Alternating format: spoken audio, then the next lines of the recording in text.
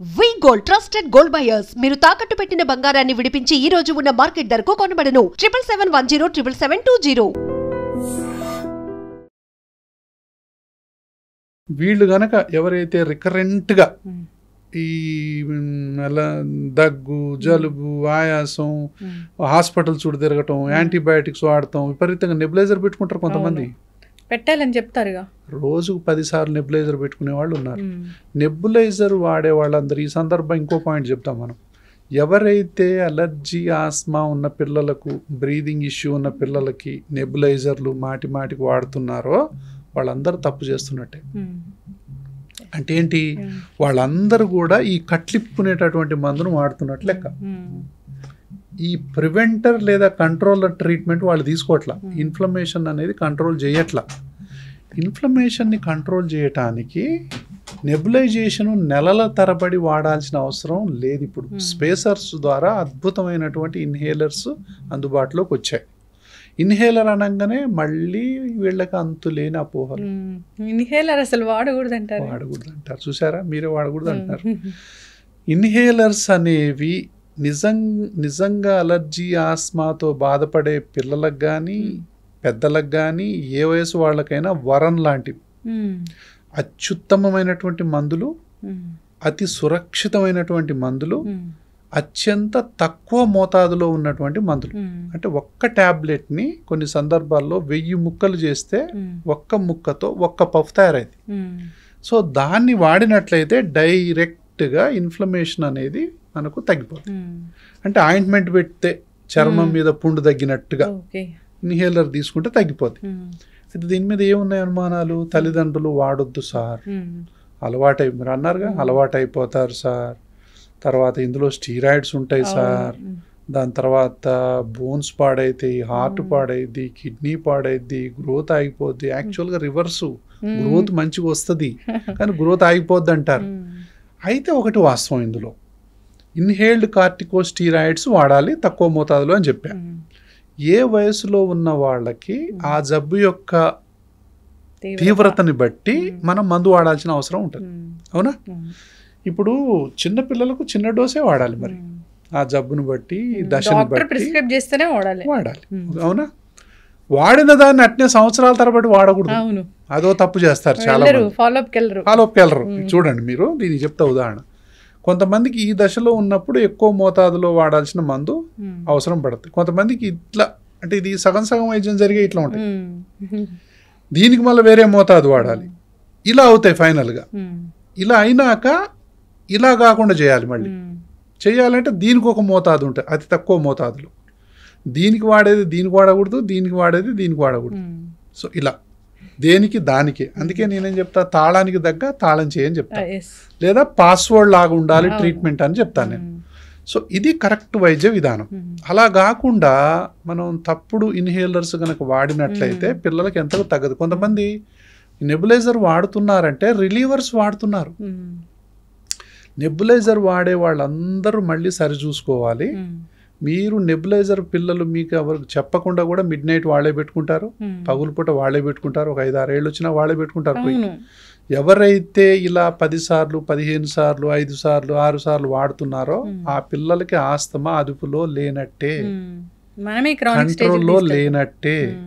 తాత్కాలికమైన మందులు వాడుతున్నారు. ఈ పిల్లలి పెరుగుదల ఆగిపోతున్నట్లే, స్కూల్ పర్ఫార్మెన్స్ తగ్గిపోతున్నట్లే, వాళ్ళు ఆటలు ఆడలేరు. కాబట్టి వీళ్లకు తక్షణం అవగాహన ఉన్న వైద్యుని నిపుణుని సంప్రదించి కరెక్ట్ మెడిసిన్ కనుక తీసుకున్నట్లయితే వాళ్లకు ఒక్కరోజు కూడా నెబులైజర్ పెట్టాల్సిన అవసరం లేదు. నేను చూసిన పేషెంట్లో అసలు నెబులైజర్ వాళ్ళు ఎక్కడ పెట్టారో కూడా గుర్తుండదు వాళ్ళకి, అసలు వాడాల్సిన అవసరమే రాదంట నేను. ఎందుకంటే అంత అద్భుతమైన మందులు ఇప్పుడు అందుబాటులో ఉన్నాయి, ఎమర్జెన్సీ రాకుండా చేయొచ్చు. అయితే దానికి తగ్గటువంటి జాగ్రత్తలు కూడా తీసుకోవాలిగా. ఇప్పుడు cool drinks, ice creams, chocolates, cakes. So పిల్లలు స్కూల్కి పోతారు, తల్లిదండ్రుల కంట్రోల్ ఉండదుగా, ఎవరిదో ఒకటి బర్త్డే ఉంటుందిగా. తల్లిదండ్రులకు ఇదే ఇప్పుడు పెద్ద సమస్య ఏంటంటే, మనం ఈ సందర్భంగా స్కూల్ టీచర్లకి ఒకటి చెప్పాలి మనం. ఒకటి, ఏ పిల్లలకైతే అలర్జీ ఆస్మా లక్షణాలు ఉన్నాయో వాళ్ళకు దయచేసి చాక్లెట్లు కానీ కూల్ కేక్స్ కానీ ఇవి ఇవ్వకుండా చూడాలి సాధ్యమైనంత వరకు. తర్వాత ఈ ఏసీ వచ్చినాయి కదమ్మా, ఏసీ స్కూల్స్ వచ్చినాయి కదా, ఎంతమంది బాధపడుతున్నారు. 50 మంది పిల్లలు ఉంటే ఒక క్లాస్ రూమ్లో అందులో 10 నుంచి 15 మంది పిల్లలు ఏసీ వేయగానే ఇబ్బందులు పడతారు. అందుకే దయచేసి 24 కానీ 25 కానీ పెట్టండి, మన టెంపరేచర్ దాని మీద పెట్టండి, అంతేగాని 18, 20 అట్లా పెట్టకండి. సో పర్యావరణానికి కూడా 24, 25 అనేది చాలా మంచిది. కాబట్టి ఇదొకటి తీసుకోండి. తర్వాత ఎవరు కూడా పర్ఫ్యూమ్స్ వాడొద్దు, అది మీరు స్ట్రిక్ట్గా చెప్పండి. రూమ్ ఫ్రెషనర్స్ అస్సలు వాడకూడదు. Room fresh, any smell is poison, any smoke in the class room is poison, for that matter house also. Any dust what ever it is, it's a poison for the asthmatic children. నేను చెప్పేది allergy Asma ఉన్న వాళ్ళకు మాత్రం ఇవి శత్రువులు, poisons, ఇవి జబ్బుని రెచ్చగొట్టేటటువంటి కారకాలు. కాబట్టి టీచర్స్ ఈ విషయంలో ఎడ్యుకేట్ అవ్వాలి, స్కూల్ యాజమాన్యాలు ఈ విషయంలో ఎడ్యుకేట్ అవ్వాలి. తర్వాత ఏసీని మంచిగా క్లీనింగ్ అనేది మాత్రం చేపిస్తూ ఉండాలి. డేంజరస్ ఇన్ఫెక్షన్స్ వస్తాయి ఏసీల వల్ల. ఏసీ ఎప్పుడో ఎండాకాలం వాడితే చేస్తుంటారు, మంచిగా క్లీన్ చేసుకుంటూ ఉండాలి. తర్వాత 24, 25 పెట్టాలి. ఏ పిల్లలకైతే అసలు అలర్జీలు పడట్లేదో వాళ్ళని బ్లోయర్కి ఎదురుగా పెట్టకండి, వాళ్ళ మొర ఆలకించండి. ఏ పిల్లలైతే ఏసీ ఆన్ చేయగానే ఊపిరాడకుండా వాళ్ళు బయటికి వెళ్ళిపోతుంటారు, సార్ నాకు వస్తుంది సార్ అది ఇదని చెప్పి వంకపెట్టి బయటికి వెళ్ళిపోతారు. ఎందుకంటే వాళ్ళ గాలి ఆడదు. వీళ్ళతో చెప్తేనేమో వీళ్ళు పట్టించుకోరు. అంటే వాళ్ళకు కూడా తెలియక, ఎవరికి తెలియకనే ఇందులో తెలిసి ఎవరు పాపం పిల్లల్ని బాధ పెడతారు. టీచర్స్ కూడా. అందుకే మనం ఏంటంటే శ్వాస హాస్పిటల్ తరఫున, శ్వాస ఫౌండేషన్ తరఫున మేమేం చేస్తున్నామంటే టీచర్స్కి ఎడ్యుకేషన్ ప్రోగ్రామ్స్ పెడుతున్నాం. అంటే ఏంటి, టీచర్లందరికి కూడా అలర్జీ ఆస్తమా మీద ఒకలాంటి అవగాహన ఉండాలి. ఏ పిల్లలు ఆడుకునేటప్పుడు ఆయాసపడి పక్క కూర్చుంటున్నారు, ఎవరు కంప్లీట్గా గేమ్ ఆడలేకపోతున్నారు, ఎవరు ఏసీ వేయగానే బాధపడుతున్నారు, ఎవరు స్కూలు జరిగేటప్పుడు, పాఠం జరిగేటప్పుడు విపరీతంగా దగ్గుతున్నారు, ఎవరు తుమ్ముతున్నారు, ఎవరు మాటికి దగ్గి బయటికి పోయి అటు లోపలికి బయటకు వస్తున్నారు. ఇది తల్లిదండ్రులకు వాళ్ళకు తెలియజేయాలి. సార్ మీ బాబు స్కూల్ గ్రౌండ్లో పోగానే అట్లా గడ్డిలో ఆడినా, ఆ డస్ట్కి ఆడినా వాడు తుమ్ముతున్నాడు, జలుబు ఉంది, దగ్గుంది, ఆయాసపడుతున్నాడు, ఏ గేమ్ సరిగా ఆడలేకపోతున్నాడు. ఎందుకంటే స్కూల్లో తెలుస్తుంది, తల్లిదండ్రులకు తెలియదు ఆ విషయం. తల్లిదండ్రులకు ఇన్ఫార్మ్ చేయాలి. తల్లిదండ్రులు వెంటనే దీన్ని అడ్రస్ చేయాలి. స్కూల్ బ్యాగ్ మోస్తే కూడా ఆయాసపడే పిల్లలు ఉన్నారమ్మా, ఎంతమంది ఉన్నారు. సో ఇవన్నీ స్కూల్లో ఉండేటటువంటి ఇబ్బందులు. టీనేజ్లో ఉండే బాధలు అయ్యొక ప్రత్యేకమైనటువంటి బాధలు. టీనేజ్ ఏంటంటే ఇంకా ఏజ్ పెరుగుతూ ఉంటే వాళ్ళు ఫ్రెండ్స్తో కలవలేరు, గ్రోత్ ఆగిపోతుంటుంది. మిగతా వాళ్ళందరూ మంచిగా పెద్దగా అవుతుంటారు, వీళ్ళు మాత్రం అంతే ఉండిపోతారు, బక్కగా సన్నగా ఉంటారు. ఇందులో మళ్ళీ రివర్స్ కూడా ఉంది, కొంతమంది చాలాలా ఉంటారు. మళ్ళీ అదొక బ్యాచ్. ఎందుకు, ఎప్పుడైతే ఈ విధంగా ఉంటాయో ఆట ఆడదామంటే ఆడలేరు, ఫుడ్ లోపలికి పోద్ది కానీ ఖర్చు అవ్వదు. కొంతమంది లావు అవుతారు, కొంతమంది ఏమో వాళ్ళకి అంటే ఒక్కొక్క చుక్క మొక్కకు నీరు వేసినట్టు అది ఎంతకి ఎదగదు. కొంతమంది ఏమో హైటు వెయిట్ రెండు తగ్గిపోతారు, కొంతమంది రివర్స్లో లావు ఉంటారు. ఈ రెండు ఉన్నాయి ఇందులో. చాలా సన్నగా ఉంటారు ఉంటే లేదంటే లావు కూడా ఉంటారు. లావుగా ఉండి ఆయాసపడుతుంటారు, వాళ్ళకు కూడా పిల్లి కూతలు వస్తుంటాయి, దగ్గు వస్తుంటుంది, మెట్లెక్కలేరు, స్కూల్ బ్యాగ్ మొయ్యలేరు, ఏ ఆట ఆడలేరు, ఇండోర్ గేమ్స్ ఆడుతుంటారు. తల్లిదండ్రులు అంటారు కదా, ఏంట్రా ఎప్పుడు చూసినా ఇంట్లోనే ఉంటావు, కనీసం బయటికి పోయి ఆడుకోరా అంటారు. వాళ్ళు బయటికి పోయి ఆడరు, ఇండోర్ గేమ్సే ఆడుతుంటారు, టీవీ ముందే కూర్చుంటారు. ఆడుకుందామని ఉంటుంది వాళ్ళకి, కానీ ఏ ఆట ఆడినా ఆయాసం వస్తుంది. ఇది తల్లిదండ్రులు తెలియదు, కొంతమంది తెలుసుకోరు, కొంతమంది వీడు చెప్పించినా పట్టించుకోరు ఒక్కోసారి. కాబట్టి దయచేసి తల్లిదండ్రులు ఏంటంటే, మీ పిల్లలు ఆడుతున్నారా లేదా చూడండి, వాడు మెట్లు ఫాస్ట్గా ఎక్కితే ఆయాసపడుతుండా లేదా చూడండి, బాగా ఆట ఆడితే ఆయాసపడుతుండా లేదా చూడండి. కొంతమంది అంటే మా బాబు భలే హుషారు సార్ అంటారు, వాడు ఈ నుంచి ఆడి ఉరికితే ఉరికినట్టు కాదు, చాలా దూరం పరిగెత్తుతున్నాడా లేడా, ఒక 1 hour ఆట ఆడుతున్నాడా లేడా, మిగతా పిల్లలు 10 మంది ఉంటే ఆ 10 మంది ఎట్లా ఆడుతున్నారో వీడు కూడా అట్లా ఆడుతున్నాడా లేడా అది కంపేర్ చేయాలి. ఇది కంపేర్ చేస్తే తప్ప మనకు అర్థం కాదు. కొంతమంది ఏంటంటే బాగా ఆడతారు, మధ్యన వచ్చి కూర్చుంటారు, వాళ్ళకి ఆస్తమా ఉన్నట్టే. కాబట్టి ఈ టీనేజ్లో ఇది ఒక గొడవ ఉంటుంది. కెరియర్లో ఇబ్బందులు పడుతుంటారు, ఎగ్జామ్ టైంలో ఇబ్బంది పడుతుంటారు, ఇంటర్వ్యూస్ టైంలో ఇబ్బంది పడుతుంటారు, ఇంకొంచెం పెరిగి పెద్ద అయినా పెళ్లి విషయంలో ఇబ్బందులు పడుతుంటారు, దాని తర్వాత ఆఫీసుల్లో ఇబ్బంది పడుతుంటారు, బస్సులు ఎక్కటంలో ఇబ్బంది, ఎన్ని కొంతమందికి ఫైల్స్ ఉంటాయి, ఎంత ఇబ్బంది పడతారు, ఆఫీస్లో ఎంత నరకం అనుభవిస్తారు కొంతమంది. ఒక్కొక్క వృత్తిలో ఉన్న వాళ్ళకి ఒక్కొక్క బాధలు. ఇప్పుడు పోలీసులో ఉంటే వాళ్ళకి ఎక్సర్సైజ్లు అవి ఉంటాయి, ఆయాసం వస్తుంది. పూజారులు ఉంటారు గుళ్ళల్లో, వాళ్ళకు పాపం ఆ పొగ తగలగానే, అగరబత్తీలు తగలగానే, ఆ సాంబ్రాణి పొగలని విపరీతమైన ఆస్తమా ఉంటుంది వాళ్ళకి. పాపం వాళ్ళ బాధలు వాళ్ళకు ఉంటాయి. టీచర్స్ బ్లాక్ బోర్డ్ మీద రాస్తుంటారు, అది చాక్ పీస్ వాళ్ళకి ఇంకా ఇన్హేల్ చేస్తూ ఉంటారు. ఇండస్ట్రీస్లో పనిచేసేవాళ్ళు, ఇప్పుడు మన డ్రగ్ కంపెనీలో పనిచేసేవాళ్ళు, ఒక్కొక్క డ్రగ్ పౌడర్కి ఎక్స్పోజ్ అయిన వాళ్ళకు లంగ్స్ పాడైపోయిన వాళ్ళు ఉన్నారమ్మా ఆ యొక్క మెడికల్ డస్ట్ వల్ల. సో ఎక్కడ చూసినా, ఏ ఇండస్ట్రీలో చూసినా దీన్ని ఆక్యుపేషనల్ ఆస్తమా అంటాం, ఆక్యుపేషనల్ అలర్జీస్. అంటే ఎవరికైతే ఎవరి వృత్తిలో వాళ్ళ పర్యావరణం, వాళ్ళ వాతావరణంని బట్టి వాళ్ళకు కొన్ని రకాలైనటువంటి ఎలర్జీలు, ఆస్తమాలు వస్తాయి. అది ఆక్యుపేషనల్ ఆస్తమా అంటాం. సో ఆ ఆక్యుపేషనల్ హెల్త్ హెజార్డ్స్ అంటాం. ఇప్పుడు జనపనార పరిశ్రమలు ఉంటాయి, కోళ్ల పరిశ్రమ ఉంటుందిగా, ఆ కోళ్ల పెంటతోని ఎంత ఆస్తమా వస్తుందో కొంతమందికి, అవునా? ఫ్లెక్సీ ఉంటాయి కొంతమందికి, ఫ్లెక్సీలు తీసే దాంట్లో ఆ వాసనకు పెయింటర్స్ ఉంటారు కదా, అందులో ఐసోసైనేట్ అనేటటువంటి ఒక కెమికల్ ఉంటుంది, దానివల్ల విపరీతమైనటువంటి ఆస్తమా ఉంటుంది. ఎందుకు డాక్టర్ మనం కొత్తగా ఇంటికి పెయింట్ వేసుకున్నప్పుడు చూసారుగా మీరు, జలుబు వస్తుంది. అసలు ఎంత జలుబు, ఎంత ఆయాసం, ఎంత దగ్గు వస్తుందో. కాబట్టి ఇంకోటి ఏంటంటే ఇందులో విచిత్రం ఉందమ్మా, ఆస్తమాలో చాలా మంది బయటికి బాగానే ఉంటారు తెలుసా, ఇదొక విచిత్రం. చాలా హ్యాపీగా ఉంటారు, అసలు బయటికి బాగా కనిపిస్తారు, హ్యాపీ కాదు, బయటికి కనిపిస్తారు, లోపల నరకం అనుభవిస్తుంటారు. మరి ఈ సీజన్ డాక్టర్ గారు ఇది మాన్సూన్ బాగా ఇప్పుడైతే విపరీతం. దీంతో పాటు ఫ్లూ అమ్మా, ఇప్పుడు హైదరాబాద్లో ఇప్పుడు ఫ్లూ జ్వరాలు అనేవి విపరీతంగా వస్తున్నాయి. అందరూ కూడా ఫ్లూకి సంబంధించినటువంటి వ్యాక్సినేషన్ ప్రివెన్షన్గా తీసుకోవాలి. దాని తర్వాత డెంగ్యూ జ్వరాలు వస్తున్నాయి. సో డెంగ్యూ బ్యాక్టీరియా దోమల్ని గుర్తుపట్టడం ఎట్లా అంటే, లావుగుంటాయి కొంచెం, దాని మీద తెల్లని మచ్చలు ఉంటాయి, దానికే టైగర్ మస్కిటో అంటాం. అది పులి మీద చారలు ఉన్నట్టుంటాయి, ఈజీ గుర్తుపట్టవచ్చు, ఈజీ గుర్తుపట్టవచ్చు. అది ఒక్క కాటుతో డెంగ్యూ ఫీవర్ రావచ్చు తెలుసా. అవి ఇంకేంటంటే పగులు పూటనే కుడతాయి. ఎక్కడ కుడతాయో తెలుసా, వెనకంగా వచ్చి కుడతాయి. వెనకంగా ఇక్కడ ఇక్కడ ఇక్కడ, వాటికి వెనక నుంచి వచ్చి కుట్టడం బాగా అలవాటు, ఇక్కడ ఈ వెనక భాగం. అందుకే పిల్లలకు ఫుల్ స్లీవ్స్ వేయాలి, ఫుల్గా టైట్గా కాలర్ పెట్టాలి. సో ఇట్లా ఎవరైనా ఫుల్ స్లీవ్స్, ఈ వర్షాకాలంలో ఇదొక డెంగ్యూ సంబంధించింది, మలేరియా, ఈ ఫ్లూ జ్వరాలు, మళ్ళీ ఇందులోని అలర్జీలు.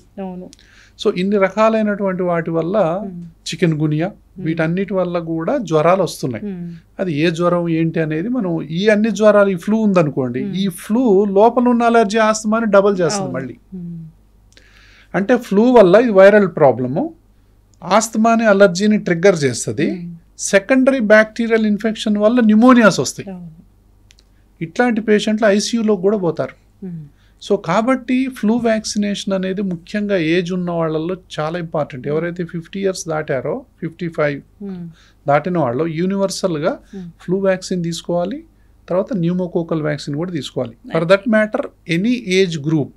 దీనికి ఒక టైం ఉంటుందా డాక్టర్? ఈ టైంలో తీసుకోవాలి. జనరల్గా జూన్ జూలైలో తీసుకుంటే మంచిదమ్మా మన దేశంలో. అంటే మనం వినాయక చవితి గుర్తు పెట్టుకుంటే బాగుంటుంది. వినాయక చవితి తీసుకోవాలా అంటే ముందే, ఇంకా తీసుకుంటే అంటే ఏంటి, వర్షాకాలం వస్తుంది అన ముందే ఫ్లూ వ్యాక్సిన్ కనుక మనం తీసుకున్నట్లయితే చాలా వరకు మనం రికరెంట్ రెస్పిరేటరీ ట్రాక్ట్ ఇన్ఫెక్షన్ నుంచి ఖచ్చితంగా బయటపడవచ్చు మనం.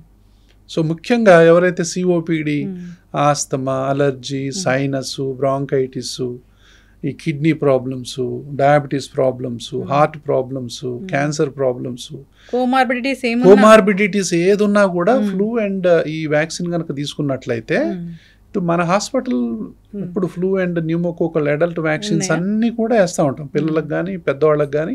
అంటే ఇవి ప్రివెన్షన్ ఈజ్ బెటర్ కదా ఇప్పుడు. So prevention is the best intervention అనేది బలంగా నమ్ముతాను నేను. చక్కగా చెప్పారు డాక్టర్ గారు. ఆస్తమా ఒకసారి వచ్చిందంటే తగ్గదని చెప్తూ ఉంటారు, కానీ ఆస్తమాకి చాలా చక్కటి ట్రీట్మెంట్స్ ఉన్నాయని మీరు చెప్పారు. చాలా అడ్వాన్స్ ట్రీట్మెంట్స్ వచ్చాయి, అందులో గురక కూడా ఉందమ్మా. అవును, గురక ఎట్లాంటి డాక్టర్ గారు? గురక పెట్టడం అంటే పక్కన వాళ్ళు నిద్ర లేచేంత గురక పెడుతూ ఉంటారు, వీళ్ళకి నిద్ర డిస్టర్బ్ అవుతూ ఉంటుంది. ఇంకా చెప్తారు ఏంటంటే చాలా సెలబ్రిటీస్ కూడా గురక వల్ల కార్డియాక్ అరెస్ట్ అయ్యి చనిపోయారని. అంత డేంజర్? ఎంత డేంజర్ అమ్మా అసలు. గురక అంత డేంజర్ అసలు ఏది లేదు. అంటే ప్రతి ఫ్యామిలీలో మనం చెప్పాలంటే ఎవరో ఒకళ్ళు గురక పెట్టే పరిస్థితి. ప్రతి 2-3 కుటుంబాల్లోనైతే ఒక కుటుంబం గ్యారెంటీగా గురక పెట్టే పరిస్థితికి మన దేశంలో వచ్చింది. అంటే ముఖ్యంగా మెట్రో సిటీస్లో అంటే ప్రతి 5-6 ఒకళ్ళు గురక పెడుతున్నారు అనేది ఇప్పుడు ప్రస్తుతం సర్వే. అయితే ఈ గురక అనేది చిన్నపిల్లల నుంచి పెద్దవాళ్ళ వరకు ఎవరికైనా ఉండొచ్చు. గురకకు మూల కారణాలు కనుక మనం తీసుకున్నట్లయితే చాలా మందిలో ఆ హిస్టరీలో ఎలర్జీ, ఆస్తమా ఉండొచ్చు. ఎలర్జీ, సైనస్, ఎడినాయిడ్స్, టాన్సిల్స్, ఇవన్నీ రూట్ కాజ్ మాత్రం ఉండొచ్చు. That leads to obstructive sleep apnoea అంటాం. సో దాన్ని మెడికల్ మేనేజ్మెంట్తోని మనం చాలా మందికి అది వైద్యం చేయొచ్చు. అయితే గురకకు ఒక ట్రయడ్ ఉంది. 3 ముఖ్యమైన విషయాలు. 1 ఊబకాయం, 2 విపరీతమైన గురక. మీరు అన్నారు కదా ఎవరు నిద్రపోలేరు, పక్కోళ్ళు కూడా నిద్రపోలేరు. దాని తర్వాత విపరీతమైన అతి నిద్ర. ఎంత నిద్ర అంటే మాట్లాడుకుంటూ నిద్రపోతారు, ఇలాగే టీవీ చూసుకుంటూ నిద్రపోతారు, డ్రైవింగ్ చేసుకుంటూ నిద్రపోతారు, పేపర్ చదువుకుంటూ నిద్రపోతారు, ఇలా నిద్రపోతారు అంతే.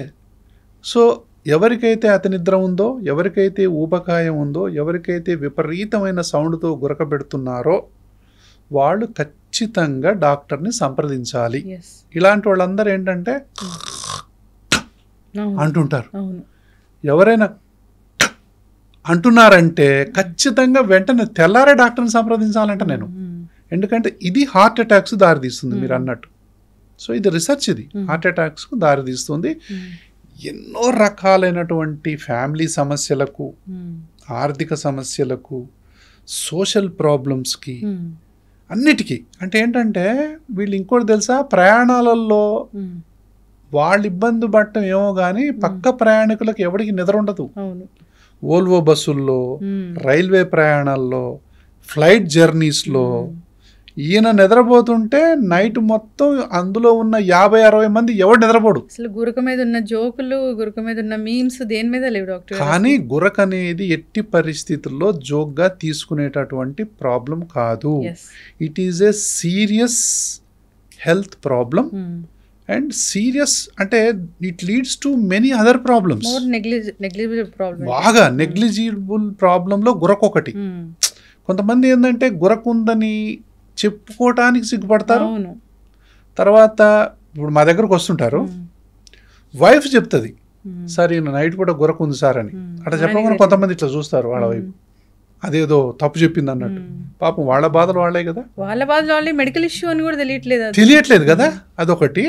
దాని తర్వాత ఎంత తొందరగా వచ్చి డాక్టర్ చెప్పుకుంటే అంత మంచిది. ఎందుకంటే దానికి అత్యంత శాస్త్రీయ వైద్యం అందుబాటులో ఉంది. తగ్గిపోతుందా మొత్తం? హ్యాపీగా స్లీప్ స్టడీ చేయొచ్చు. అసలు గురకలో నీ గురక హిస్టరీ మొత్తం ఓవర్ నైట్ స్లీప్ స్టడీలో తెలిసిపోద్ది. నేను ఒక వీడియో చూసాను, అదేం డాక్టర్ గారు చాలా వైర్లన్నీ పెట్టున్నాయి. ఏం కాదు, అంటే ఇప్పుడు వైర్లెస్ కూడా వచ్చింది. సో ఓన్లీ ఇక్కడ కట్టేది కూడా వచ్చింది. చాలా మంచి అంటే రకరకాల టెస్ట్లు వచ్చినాయి. అదేదో పెద్ద ఇప్పుడు గురక పెట్టిన గుర్తే ఉండదు కదా, ఎన్ని వైర్లు పెడితే ఆయనకి అంటే చూసాను. అంటే టెస్ట్ అనేది అట్లా ఉంటుందా? అలా చూసేవాళ్ళు భయం, కానీ వాళ్ళకేం ఉండదు. ఒకసారి పెట్టినాక ఎప్పుడో నిద్రపోతారు వాళ్ళు. సో అది భయపడాల్సింది లేదు. తర్వాత over night sleep study, night ఇప్పుడు 9-10 వస్తారు, 5-6 ఆ టెస్ట్. హోమ్ స్టడీ కూడా ఉంది ఇప్పుడు, హోమ్ స్లీప్ స్టడీ కూడా ఉంది. హాస్పిటల్లో అంటే లెవెల్ 1 స్టడీస్ కూడా హాస్పిటల్లో కూడా చేయొచ్చు, కొన్ని కేసులు చేయాలి. సో ఇట్లా గురకకు స్లీప్ స్టడీ చేసిన తర్వాత వాళ్ళకు మైల్డ్ ఉందా, మోడరేట్ ఉందా, సివియర్ ఉందా, అంటే ఎన్నిసార్లు ఊపిరి స్తంభించిపోతుంది. 10 సెకండ్ల కంటే ఎక్కువ ఊపిరి ఆగిపోతే దాన్ని అబ్స్ట్రక్టివ్ స్లీప్ యాప్నియా అంటాం. యాప్నియా అంటాం. ఊపిరి స్తంభిస్తుంది. ఇప్పుడు 10 నిమిషాలు చూడండి,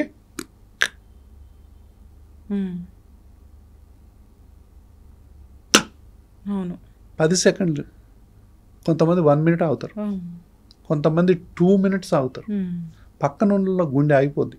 అవును కదా డాక్టర్ గారు, మరి గుండె ఆగిపోతుంది పాపం, లిటరల్గా గుండె ఆగిపోద్ది వాళ్ళకి. ఇలా ఇలా ఊపి చూస్తూ ఉంటారు. సో అట్లాంటి పరిస్థితి తెచ్చుకోవద్దు. విపరీతమైన చెమటలు వస్తాయి. అప్పుడు ఒక సింహగర్జన చేస్తూ లేస్తారు. సో అంత పెద్ద సౌండ్ చేస్తూ లేస్తారు. ఆ సౌండ్కు వీళ్ళ గుండె ఆగిపోద్ది. సో ఇలా ఎవరైనా ఉన్నారంటే దయచేసి అది పండితుల, పామరుల, విఐపినా, మామూలుళ్ళ అనేది కానే కాదు. ఎక్కువ చెప్పాలంటే ఇది మీరు అన్నట్టుగా సెలబ్రిటీలు ఎక్కువ బాధపడుతున్నారు దీనివల్ల. చెప్పుకోలేక కొంతమంది, అసలు దీనికి కూడా వైద్యం ఉంటుందా అని కొంతమంది. ఎంత మంచి వైద్యం అందుబాటులో ఉందండి. తర్వాత వీళ్ళందరికీ నేను చెప్పేది ఏంటంటే, ఎవరికైనా సరే మీకు గురకతో బాధపడుతున్నారంటే, మీకు ఎప్పుడు చిన్నప్పటి నుంచి అది పడట్లేదు ఇది పడట్లేదు అనే కంప్లైంట్ ఉందా? డస్ట్ పడట్లేదు, కూల్ డ్రింక్ పడట్లేదు, వాతావరణం పడట్లేదు, ఆ నీళ్లు పడట్లేదు, ప్లేస్ మారితే తేడా చేస్తుంది నాకు అనే ఇష్యూ ఉంది అంటే మీరు గురక పెడుతున్నట్టే లెక్క. దానికి కారణం ఇదే, ఎలర్జీ. మిట్లెక్కితే ఆయాసం, అది ఇది రకరకాలైనటువంటి ఈ సిమ్టమ్స్ ముందు నుంచే ఉంటాయి. సో వీళ్ళల్లో గురక వస్తే ఏంటంటే రిజల్ట్స్ చాలా బాగుంటాయి. కొంతమందికి అలర్జీ, ఆస్మా ఏముండదు, చాలా విపరీతమైన ఊబకాయ ఉంటుంది. సో వాళ్ళకి సెంట్రల్ స్లీప్ యాప్నియా అని ఉంది, అదొక ఇది. సో ఇది అబ్స్ట్రక్టివ్ స్లీప్ యాప్నియానా, సెంట్రల్ స్లీప్ యాప్నియానా, ఇందులో రకరకాలైనటువంటి కోర్సులు ఉన్నాయి. దీంట్లో కూడా స్పెషలిస్టులు ఉన్నారు దీంట్లో కూడా. సో పిల్లల్లో కూడా అబ్స్ట్రక్టివ్ స్లీప్ యాప్నియా ఉంటుంది. సో వీళ్ళందరికీ కూడా జనరల్గా పిల్లల్లో అలర్జీ, ఆస్మాయ రూట్ కాజ్ ఉంటుంది, లేదా ఎడినాయిడ్స్, టాన్సిల్స్ ఉంటాయి. ఇంత విపరీతంగా డిస్టర్బ్ అవుతుంటే కనుక గురక వల్ల కానీ behavioural problems, learning problems, repeated infections, తర్వాత ఫేషియల్ షేప్స్ మారిపోవటం, ఇలాంటిది ఉంటే మాత్రం ఎడినాయిడ్ కానీ టాన్సిల్స్ కానీ తీసేయటం ఉత్తమం. సో 1-2 మెడికల్ ట్రీట్మెంట్ చేసిన తర్వాత తీసేయటం ఉత్తమం. కొంతమందికి డైరెక్ట్ కూడా మనం సజెస్ట్ చేయవచ్చు సర్జరీ. సో అట్లా అలర్జీ, ఆస్తమా అనేది పసిపిల్లల నుంచి మొదలు పెట్టుకుంటే స్కూల్ పిల్లలు, టీనేజ్ పిల్లలు, పెళ్లి చేసుకునే వాళ్ళు, ఇట్లా భార్యాభర్తలు, వయసు మళ్ళిన వాళ్ళు అందరూ కూడా దీనివల్ల బాధితులే. వీళ్ళల్లో ఎవ్వరు కూడా బాధపడాల్సిన అవసరం ఈ రోజుల్లో లేదు. అంత మంచి వైద్యాలు అందుబాటులో ఉన్నాయి. కానీ చాలామంది ఇంకోటి తెలుసా, ఇందులో ఒకటి విచిత్రం ఉంది, నేను గమనించాను ఈ 30 ఏళ్లలో. ఫస్ట్ నాకు ఏ బాధ ఉంది అనేది అర్థం కావటానికే వాళ్లకు సగం సంవత్సరాలు పడతాయి. నిద్రలో ఒట్టిన దిగ్గులు లేచి కూర్చుంటారు, ఎందుకు లేస్తారో తెలియదు. కొంతమంది నా ముక్కులో అసలు గాలి ఆడట్లేదు అంటారు, కొంతమందికి నాకు నిద్రపోదామంటే భయం అవుతుంది సార్, నాకు ఎందుకు ఊపిరి ఆడట్లేదు అంటారు. కొంతమందికి నాకు ఏందో ఊపిరి ఆడట్లేదు సార్ అని గబా గబా హైపర్ వెంటిలేషన్ అంటాం, గబ గబ గబ తీస్తుంటారు. అసలు ఇది ఏంది సార్, ఎవరికి ఆడిపోవాలి సార్ అంటారు. అర్థం కాక కొన్ని సంవత్సరాలు రారు, అర్థమైన తర్వాత ఎవరికి ఆడిపోవాలో తెలియదు. ఇది ఎవరికి ఆడిపోవాలి అసలు, పోయినా నేను ఏమని చెప్పాలా, వీళ్ళు బయటికి బాగానే ఉంటారని చెప్పాను, జబ్బు కాదు అని తెలియదు, జబ్బు కాదు ఏమో, నేను పోయి చెప్తే డాక్టర్కి అర్థమైందో కాదు, అనవసరంగా పోయి వాళ్ళకు చుట్టూ తిరిగి నేను చెప్పేది వింటే నవ్వుతారో ఏమో, నీకేమైందా బాగానే ఉన్నావు అంటారేమో, తెలియకపోతే అలాగే అంటారు, నీకేమైందా శుభ్రంగా ఉన్నావు ఎందుకు తిరుగుతున్నావు అది అనేవాళ్ళు కూడా ఉన్నారు. కానీ వాళ్ళు నరకం అనుభవిస్తుంటారు. ఆ నరకం ఏందో మనం ఐడెంటిఫై చేయాలిగా. ఎవరైనా హాస్పిటల్ కొట్టిగా సరదాగా వస్తారమ్మా, గుడికి పోతారు, ఏమన్నా ఉంటే అవుటింగ్ పోతారు, ఏదన్నా ఉంటే హోటల్కి పోతారు, కానీ హాస్పిటల్కి ఎందుకు వస్తారు ఎవరైనా? హాస్పిటల్కి కొంతమంది ఎట్ల నుంచి వస్తారు తెలుసా, 300-400 కిలోమీటర్ల నుంచి వస్తారు. వాళ్ళకి ఏం ఉండదు, పైకి ఏది ఉండదు. అలాంటి వాళ్ళని పట్టుకొని మనం నువ్వు ఎందుకు వచ్చావా పెన్ లేక అంత దూరం నుంచి అంటే ఎంత బాధపడతారు వాళ్ళు. వాళ్ళ బాధ ఏంటో మనం అర్థం చేసుకోకుండా, అసలు ఎందుకు వచ్చారో కూడా తెలుసుకోకుండా అంత దూరం నుంచి ఎవరైనా వస్తారా? సో అది ఈ శ్వాస ఇబ్బందిలో ఉన్నటువంటి సీక్రెట్. అది అందరికీ అర్థం కాదు. ఎవరు అర్థం చేసుకుంటారో వాళ్ళకి అర్థం కాదు, ఎవరికి ఆడికి పోవాలనో తెలియదు, తెలియక కొన్ని సంవత్సరాలు ఆగిపోతారు. చక్కగా చెప్పారు డాక్టర్ గారు. అలర్జీ, దీనికి అన్నీ కారణమవుతాయి. సో ప్రతిది కూడా అలర్జీ కారణమే. ప్రతి పదార్థము, ప్రతి మందు, ప్రతి గాల్లో ఉన్న ప్రతి అణువు, పరమాణువు అన్ని కూడా. సో ఈవెన్ వాటర్ దగ్గర నుంచి ప్రతిది కూడా, సన్ రైజ్ కూడా అన్నారు. కాబట్టి దేని వల్ల మనకి ఈ ప్రాబ్లం అనేది వస్తుంది గుర్తించాలంటే టెస్ట్లు ఉన్నాయి. అది గుర్తించాక సరైన ట్రీట్మెంట్స్ ఉన్నాయి. సో ఆస్తమా చాలా మందిని ఇబ్బంది పెడుతున్న ప్రాబ్లం. ఎలర్జీ నుంచి ఆస్తమా వరకు వెళ్ళిపోతుంటుంది. గురక ఈ నెక్స్ట్ లెవెల్ ఏంటంటే గురక. ప్రాణాలే పోతున్న పరిస్థితి మనం చూస్తూ ఉన్నాము. జాగ్రత్తలు తీసుకోవాలి. చిన్న పిల్లలకి వైద్యం చేయించాల్సిన అవసరం ఉంటే డాక్టర్ చెప్తే ఖచ్చితంగా చేయించాల్సిందే. అది చాలా ఇంపార్టెంట్. అంటే అపోహలు వీడాలి, క్వాలిటీ లైఫ్ ఇవ్వాలి కదా మనం. అంటే పిల్లలకు ముఖ్యంగా అమ్మా ఇన్హేలర్ విషయంలో అంటే 30 ఏళ్ళని చెప్తున్నాను, చాలా మంది ఇప్పుడు యాక్సెప్ట్ చేశారు. ఇంకా ఒక 5-10% మంది హాస్పిటల్కి వచ్చి కూడా తిరిగి వెళ్ళిపోతారు. మీరు ఇన్హేలర్ రాస్తున్నారు ఏంటని, అదేదో మనం తప్పు చేస్తున్నట్టు. యాక్చువల్గా చెప్పాలంటే వీళ్ళు టానిక్ వాడుతున్నారంటే ఆ పిల్లవాడికి ఇన్హేలర్ కంటే 100 అంతల డోసు ఎక్కువ ఇస్తున్నట్టు. ఇంజక్షన్లు ఇస్తున్నారంటే 100 అంతల డోసు ఎక్కువ ఇస్తున్నట్టు. ట్యాబ్లెట్ ఇస్తున్నారంటే ఇన్హేలర్ కంటే 100 అంతల నుంచి 1000 అంతల డోసు ఎక్కువ ఇస్తున్నట్టు. ఇన్హేలర్ ఇస్తున్నామంటే 1000 అంతల డోసు మనం తక్కువ ఇస్తున్నట్టు. కానీ వాళ్ళు ఉల్టా ఫీల్ అవుతారు. డోసు ఎక్కువ అని, అవి స్ట్రాంగ్ అని, అవి ఆఖరికి వాడాల్సిన మందులని ఇట్లా అనుకుంటారు. యాక్చువల్గా ఎర్లీగా వాడాల్సిన మందుల్ని ఆఖరికి వాడే మందులుగా అనుకుంటా ఉంటారు. కాబట్టి ఈ అపోహల నుంచి తల్లిదండ్రులు కానివ్వండి, అలర్జీ ఆస్మాతో బాధపడే వాళ్ళు కానివ్వండి, బహుశా ఈ ఇంటర్వ్యూ ద్వారా చాలా మంది అలర్జీ ఉందో లేదో తెలుసుకోవాలన్నా ఒకసారి రావాలి డాక్టర్ గారు. అంటే నేను దేనికి ప్రోన్ అవుతాను అనేది కూడా తెలుసుకోవాలి కదా. ఎవరికి అంటే అన్ని ఉన్నాయమ్మా. ఇప్పుడు ఆధునిక వైద్య విధానం ఉందంటే క్వాలిటీ ఆఫ్ లైఫ్ ని మిస్ అవ్వద్దు. సో చాలా మంది ఏంటంటే ముక్కుతూ మూలుగుతూ 90 ఏళ్ళు పోతారు దీంతో. ఇంకోటి ఏంటంటే అలర్జీ చాలా మందిని ఏం చంపదు. అంటే దినదిన గండం 100 ఏళ్ళ ఆయుష్ అంటారు కదా, అలా ఉంటుంది. బట్ క్వాలిటీ మిస్ అవుతుంటారు. సినిమా పోలేరు, ఒక ట్రిప్కి వెళ్ళలేరు, ఒక సరదాగా ఏది ఒక పని చేయలేరు, ఒక ఆట ఆడలేరు, 10 మంది ఫ్రెండ్స్తో కలిసి ఒక సెకండ్ సినిమా పోలేరు, ఒక పూల తోటలకు పోలేరు, ఒక కూల్ డ్రింక్ తాగలేరు, ఒక ఐస్ క్రీమ్ తినలేరు. అంటే జీవితాన్ని అంతా మిస్ అవుతా ఉంటారు. అవసరం లేదు అనేది నా పాయింట్. చక్కటి ఇన్ఫర్మేషన్ డాక్టర్ గారు. సిరీస్ అనేది కంటిన్యూ చేద్దాము. మీ సబ్జెక్ట్ ఇంకా చాలా మాట్లాడేది ఉంది. ఇది జస్ట్ ఇంట్రో మాత్రమే. సో రకరకాల టాపిక్స్ అనేవి చేద్దాం, అవేర్నెస్ వీడియోస్ చేద్దాం డాక్టర్ గారు. సో మీ విలువైన టైం కేటాయించి మా కోసం వచ్చి మంచి ఇన్ఫర్మేషన్ ఇచ్చారు. అందరు ఫాలో అవ్వాలని కోరుకుందాం. ధన్యవాదాలు. Thank you so much. Sir, one life lesson what medicine has taught you. Whatever you can do without expecting. But I really believe మన పాజిటివ్ యాటిట్యూడ్ ఉంటేనే మనం ఏదైనా సాధించగలం. గట్ ని మనం కరెక్ట్ గా డీల్ చేసినట్లయితే అది మనకి పాజిటివ్ హార్మోన్స్ ని రిలీజ్ చేస్తుంది. షుగర్ వచ్చిన వాళ్ళ పరిస్థితి ఏంటి? పొట్ట దగ్గర పెరిగితే దాన్ని ఆండ్రాయిడ్ అంటారు. ఆండ్రాయిడ్ ఫోన్ కదా. అసలు థాట్స్ ఎందుకు వస్తాయి? బ్రెయిన్ డెడ్ అంటే దానికి ప్రపంచం అంతా కూడా కొన్ని నిర్దిష్టమైనటువంటి లక్షణాలు. మానసికంగా ధైర్యంగా ఉంటే క్యాన్సర్ జయించవచ్చు. You are a doctor for a cause sir, అంతే. వాళ్ళకి వచ్చిన ఆదాయం కాకుండా ఫ్రీ సర్వీస్ ఎంతమందికో చేస్తారు.